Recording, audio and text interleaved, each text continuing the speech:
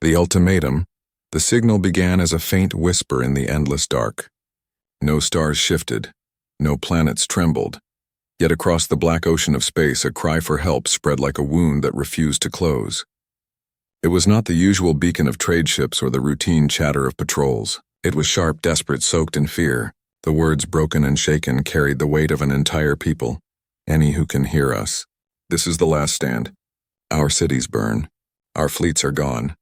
We beg, help us before we are no more. The message repeated over and over, each time more haunting than the last. It came from a ruined corner of the galaxy, a place where war had already torn worlds apart. The one who sent it did not expect mercy, only a slim chance that someone somewhere might listen. But the cry did not vanish into silence.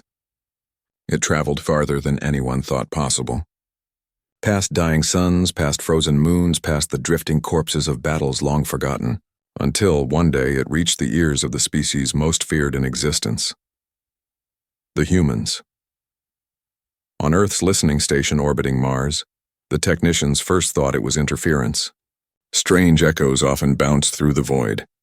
But when the engineers cleaned the noise, the voice became clear and the room fell quiet. None of them spoke as the words repeated, each syllable like blood dripping onto cold stone.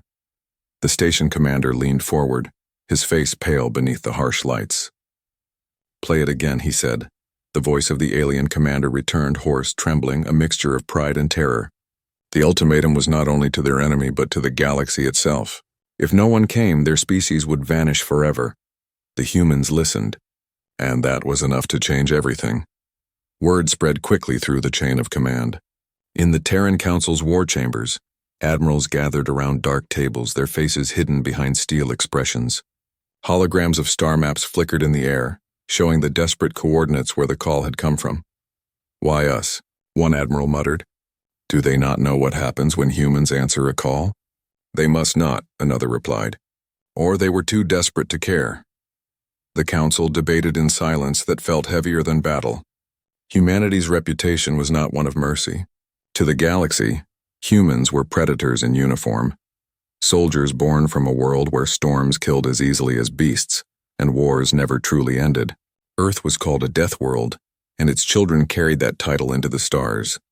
Wherever human fleets traveled, fear always followed. Still, the signal could not be ignored. Not because of pity, but because of curiosity and opportunity.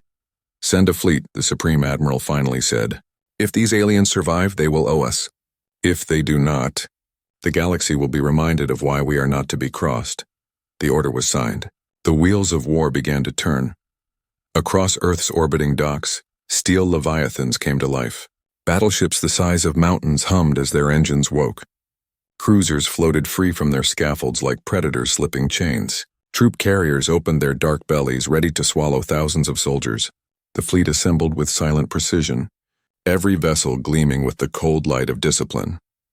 In the silence of space, humanity's response formed not in words, but in firepower. The alien survivors, broken and dying, did not know yet what kind of help they had called upon. They imagined salvation. They imagined guardians.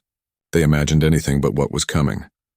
Far beyond their shattered worlds, human warships turned toward their coordinates. One by one, their drives burned like falling stars, carving a path through the void.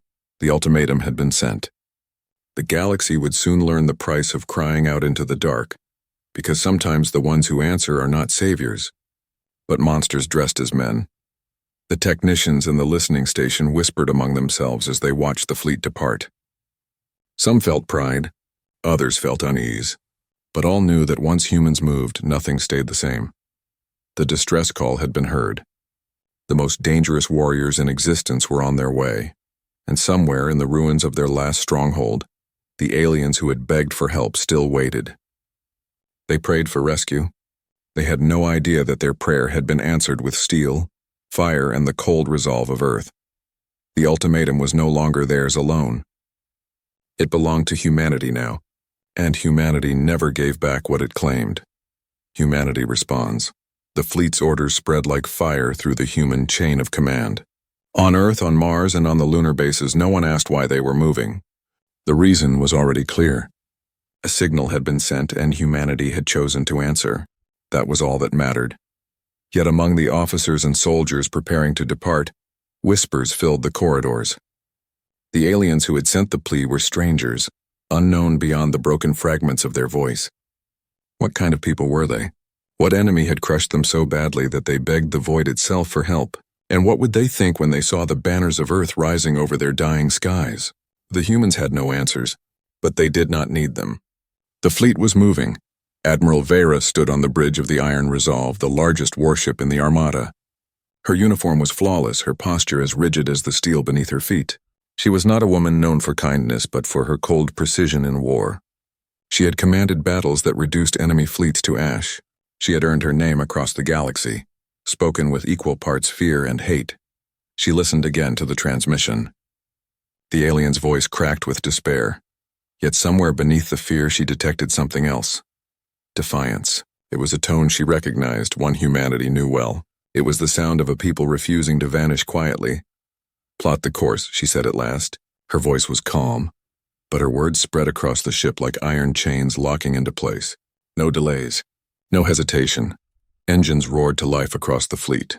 Dozens of ships shifted into formation, their hulls reflecting the distant sun like blades drawn from scabbards.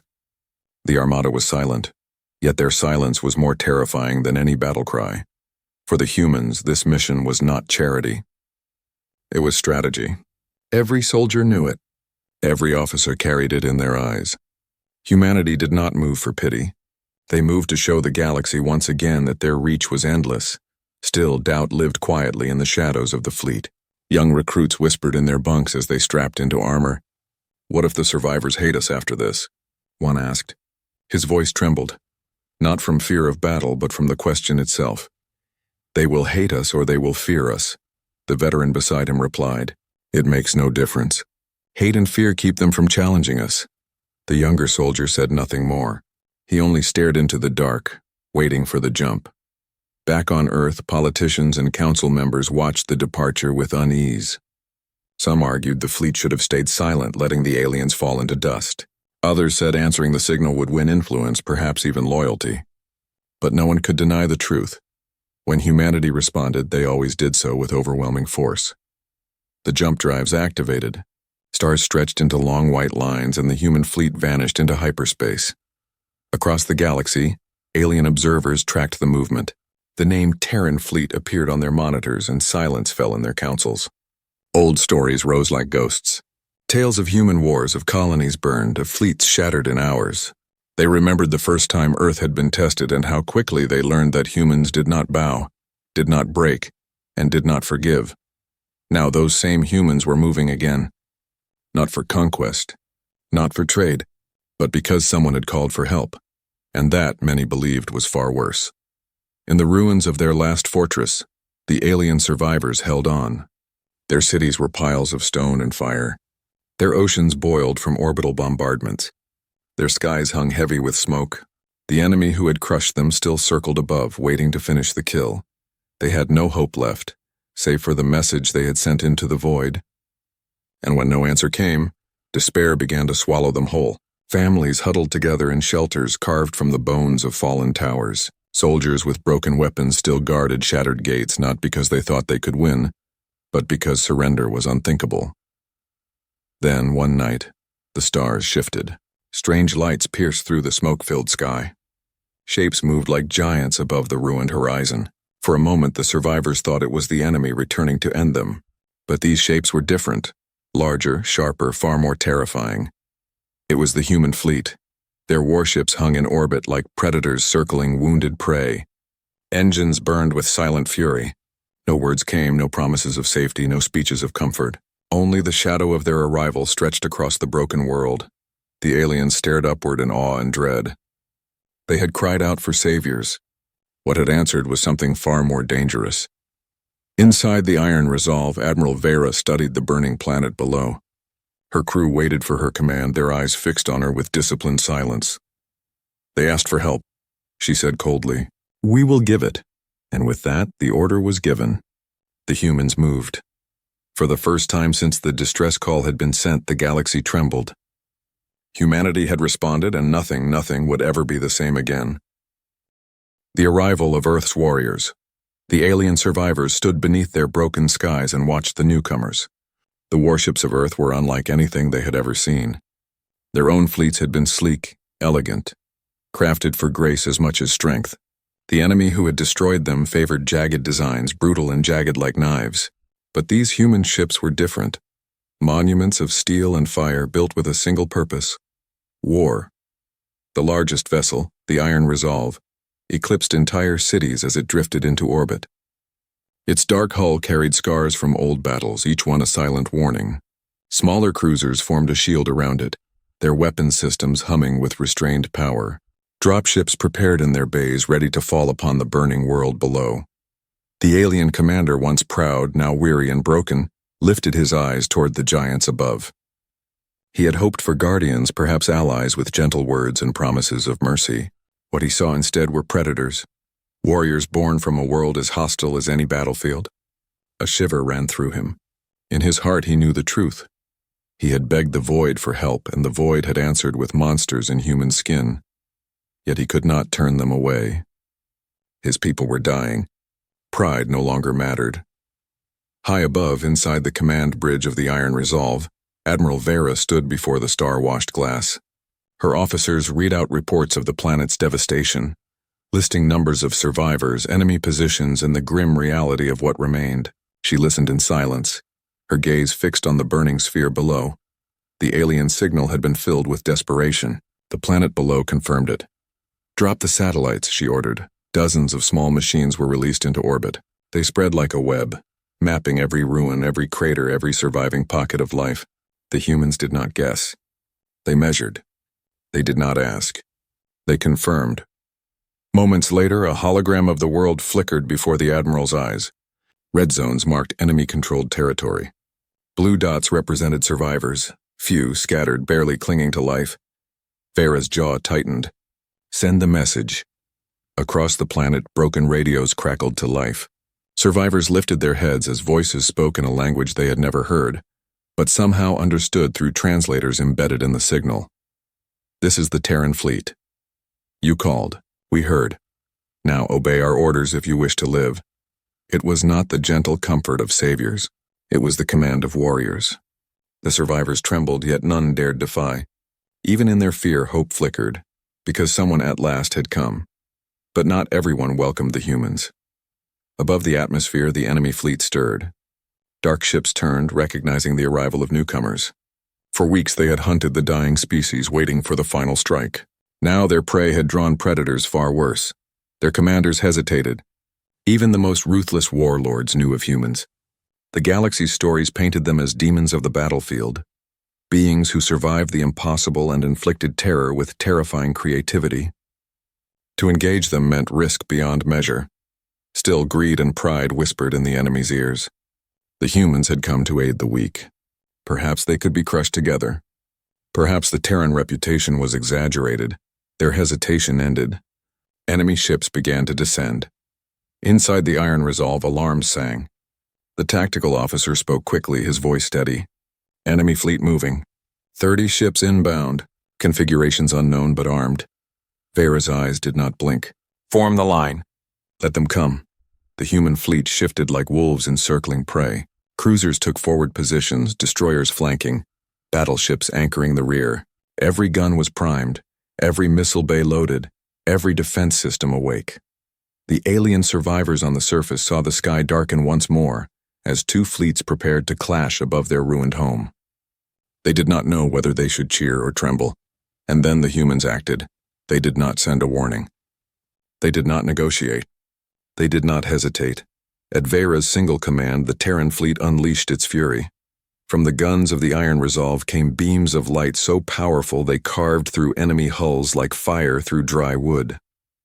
Missiles streaked across the void, splitting into dozens of smaller warheads that pierced armor with surgical precision. Human ships moved with ruthless coordination, striking and vanishing, hitting again before the enemy could recover.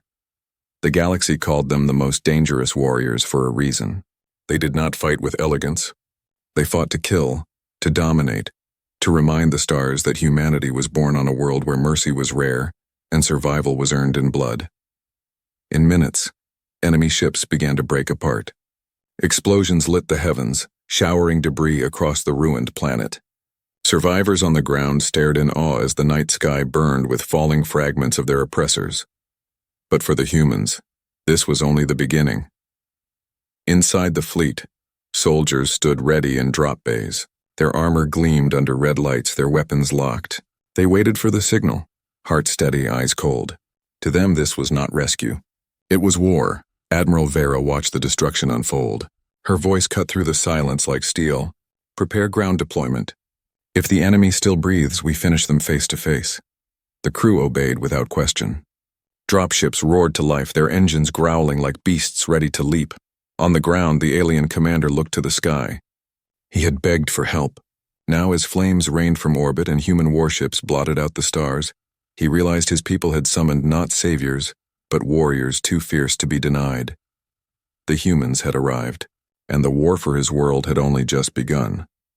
The power unleashed.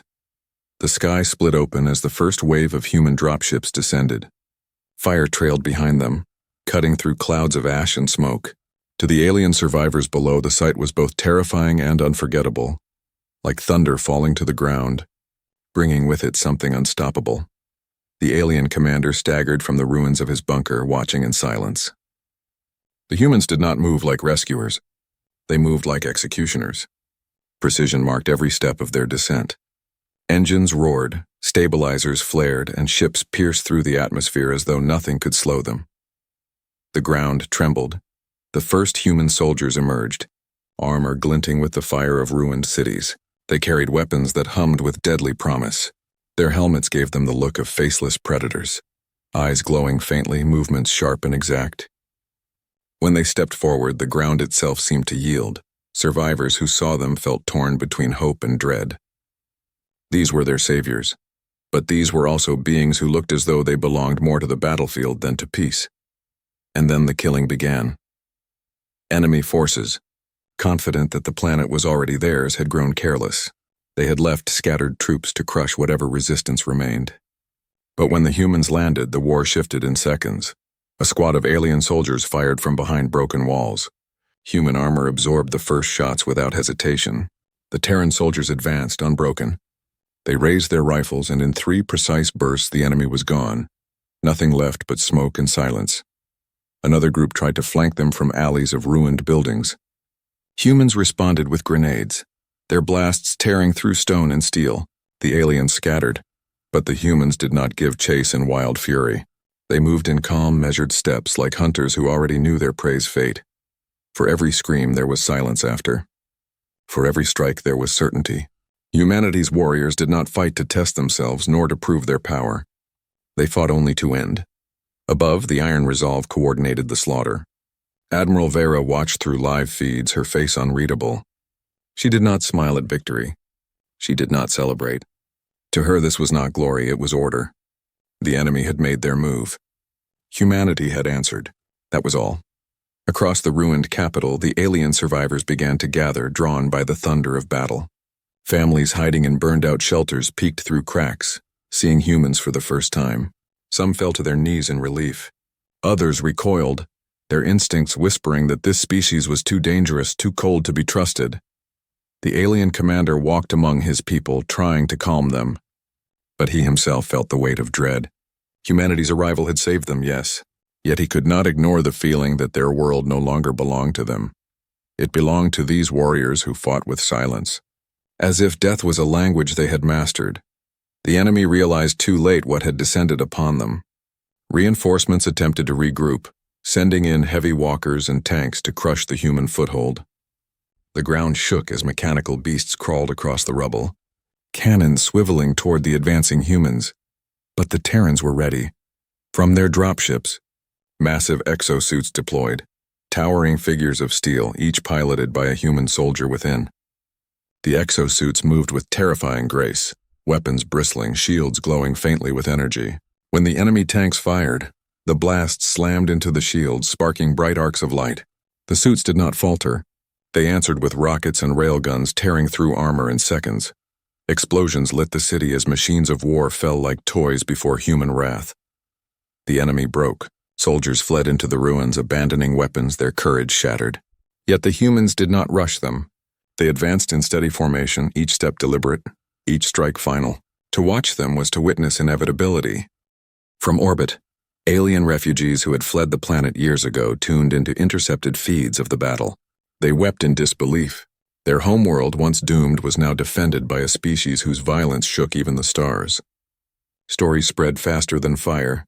The humans have come. The humans are fighting. And with every retelling, fear grew. On the surface, the alien commander approached the human lines. He carried no weapon, only a torn banner of his people, raised in surrender and respect. He stopped as human soldiers turned their faceless helmets toward him, weapons still ready. The silence stretched so long he felt his knees weaken. Finally, a human officer stepped forward. His voice was low, filtered through his helmet, cold and absolute. "Stay behind us. Do not interfere. You called us. Now this is our war." The alien commander lowered his head. He wanted to argue that it was their world, their fight, but the words died in his throat. He understood now, when humanity moved, ownership no longer mattered. Victory itself belonged to them. Above, Admiral Vera issued her next command. "Secure every city. Leave nothing standing in enemy hands. Let the survivors see what it means when humanity fights for them." And so the humans continued unstoppable, leaving fire and silence in their path. The galaxy would hear of this.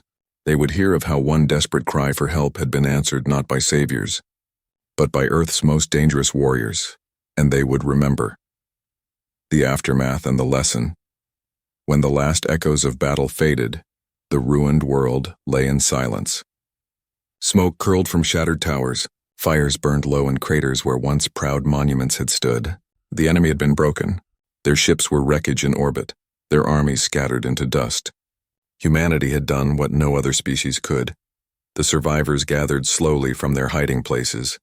Families emerged from tunnels. Soldiers limped out of bunkers with bandaged wounds and hollow eyes.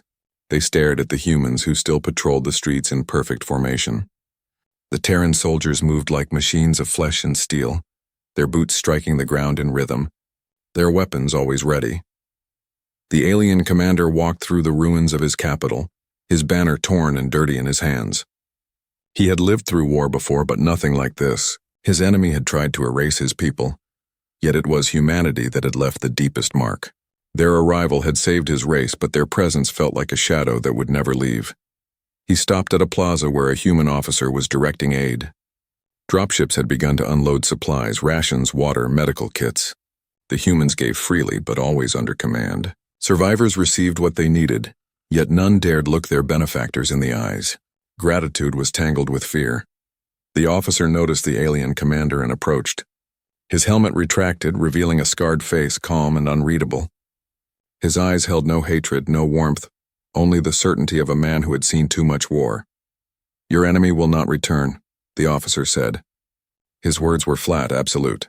The alien commander nodded slowly. "You saved us." His voice cracked, heavy with relief and unease. The human did not answer at once. He studied the ruined city around them. "We did what was required." The words carried no comfort. Above, in the iron resolve, Admiral Vera listened to reports. The enemy fleet had been destroyed. Resistance pockets on the ground were gone. Her officers awaited her final decision. What to do with the survivors, how long to hold the planet, whether to remain as protectors or to leave. She stood by the observation window, watching the broken world below. In her heart she felt no pride, only inevitability. Humanity did not fight for glory. They fought because survival had taught them never to hesitate. "Transmit the message," she said at last. Across the galaxy, encrypted signals carried her words. Every council, every empire, every hidden corner of space received them. To those who sent the signal, know this: when humanity answers, we do not come as saviors. We come as warriors. Pray you never force us to prove it again. The message spread like wildfire. Some trembled, some cursed, but all listened. On the ground, the survivors rebuilt under human watch. Children peeked at the armored giants who stood like statues on every street. Elders whispered that their people owed their very lives to these terrifying strangers. Some prayed in gratitude. Others prayed in fear. The alien commander held counsel with what remained of his leaders. "They saved us," one elder said. "We must honor them." "Honor them?" another spat bitterly. "They came not for us, but for themselves. Look at them, do they celebrate our survival? No. They only remind us that we exist because they allow it. The room fell into silence. The commander could not deny the truth in both voices. Humanity had given them back their lives, but had taken something unseen, the certainty of freedom. Now whenever his people looked to the stars, they would see human ships waiting, ready, watching. Days turned to weeks. The humans repaired what they could, left behind defenses and stored caches of supplies. They did not ask for payment, but the price was written in memory. Every survivor who saw them knew the truth. Their saviors were also their greatest fear. When the time came, the Terran fleet prepared to leave. Dropships lifted, engines roaring. Soldiers boarded in silence. War machines powered down, their hulks vanishing into steel hulls. The city shook as the last of humanity's warriors departed. The alien commander stood among his people and watched the sky. One by one, the Terran ships rose, their shadows sweeping across the ruins like nightfall. The Iron Resolve was the last to depart, its engines glowing like the eyes of some ancient beast. As it vanished into the void, a strange quiet fell. Relief mixed with dread. The humans were gone, but their presence lingered like smoke after fire. In the weeks that followed, the survivors rebuilt. New walls rose, new streets opened, but nothing erased the memory. Children drew pictures of faceless human soldiers. Poets wrote of giants who saved them with iron fists. And elders whispered a warning to each generation. Be careful when you cry to the stars, for you may summon not friends, but the wolves of Earth. Across the galaxy, the story spread. Some called it salvation, others called it conquest. All agreed on one thing: when humanity moved, entire worlds shifted with them, and so the desperate signal that had once been a plea for help became a warning repeated in every tongue. If you call into the dark, beware who answers. For if the humans hear you, your enemies may die, but your peace will never be the same. The galaxy learned the lesson in silence. Humanity had answered, and the stars would never forget.